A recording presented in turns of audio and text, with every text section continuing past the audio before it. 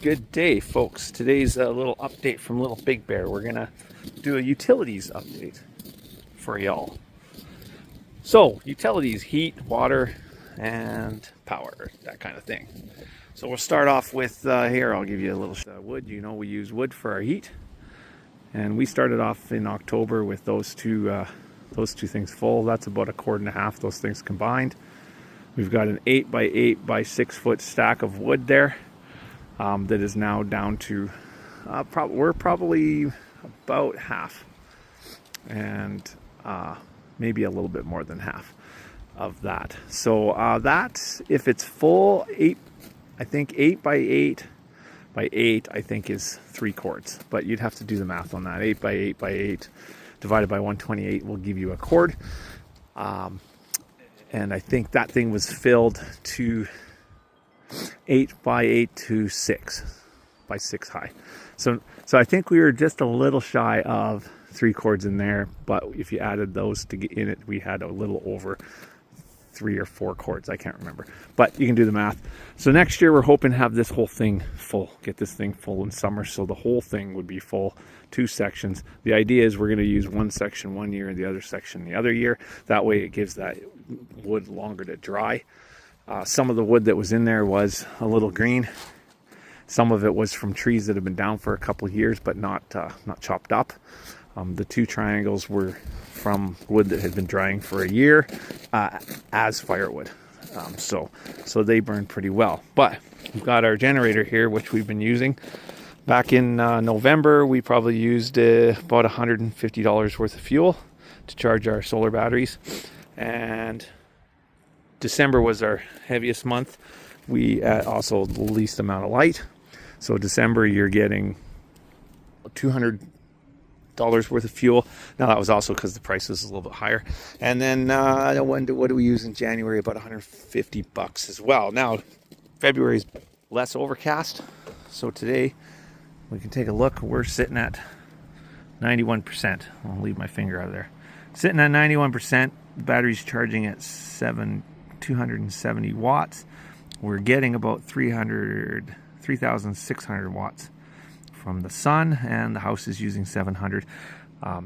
So so far we've yielded 7.5 kilowatts. So that's 7,500 watts. Batteries discharged 2.6 kilowatts, and then 4,000 watts or 4 kilowatts consumed. So we're doing pretty good today. Is also a laundry day, so that's our washer uses about 700 watts when it's doing whatever it does, and then the dryer uses close to 5,500 watts. So just to give you an idea what that means is each of our batteries hold 5,000 kilowatt hours. So what that means roughly is if you're running something at 1,000 watts for an hour with a 5,000 kilowatt hour, you can go 5 hours.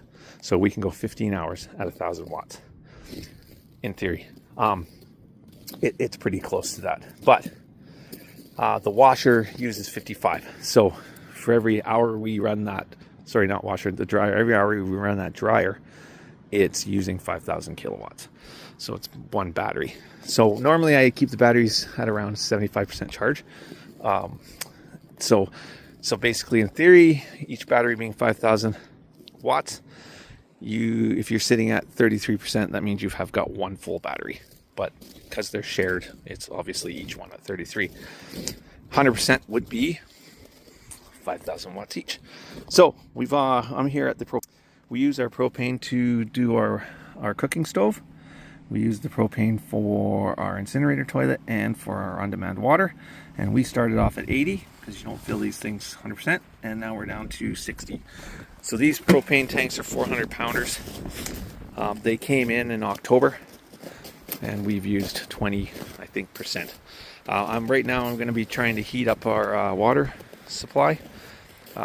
This pit has been staying at around 0.5 degrees, so just above 0 for most of the winter since I covered it with the snow.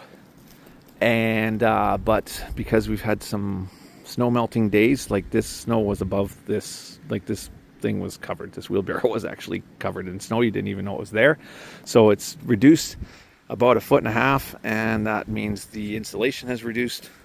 And also there's some open areas in it, and it's windy today, so wind is getting in there and it's dropping below 0. So I've got my little diesel heater. I'm going to throw that on and throw some heat in there, and then try and cover this back up again. And that's that. We've used for water supply, we've got 3 1,000 liter totes, and they're the these IBC totes. That's these things right there. Wanted to put 4 in there, but I didn't make the hole big enough. So hopefully this next year I'll get this 4th one in, because then that would give us 4,000 liters of water. We're sitting at about halfway. So each of these sections, oh, sorry, I'm not I'm putting camera. Each of these sections, I estimate, you know, if it's 1,000 liters divided by 5, you're looking at 200. Each of these is 200 liters, these little sections. That's just a rough estimate. We're sitting at about half down in the pit. So that means we've got 6,000 or 600 liters times 3. It's around 1,800. It did rain in February, so we gained some. I estimated we gained about 300. So as far as usage goes, three of those should last us for the winter, but I'd like to get some more. Oh, we got a little squirrel over there. You see him? Squirrel. There he is. Anyways, so where this sled is, I want to be putting a they call a monitor style barn. So put the sea can in and then build a area above it, and the monitor style barn is one of those barns where the center is like kind of 2 stories, and then with little lean-to things, kind of lean-to things like that off the sides. So you'd have the main center part higher, and then an open space underneath, and then a loft above where you'd normally put hay and whatnot, and then these side things. So we're gonna make that.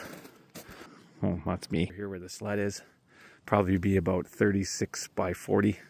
It's gonna be a rather large structure, but it will hold all of our stuff. So it would hold the sled, the quad, workspace, the boat, which is over there, our 2 vehicles, and probably even this trailer on the lean-to parts. And then the sea can part I'm going to turn into a shop / storage. And yeah, so that's our update from Little Big Bear. It's kind of cold even though the sun's out, but I'm going to try and get that water area heated. All right, make good choices.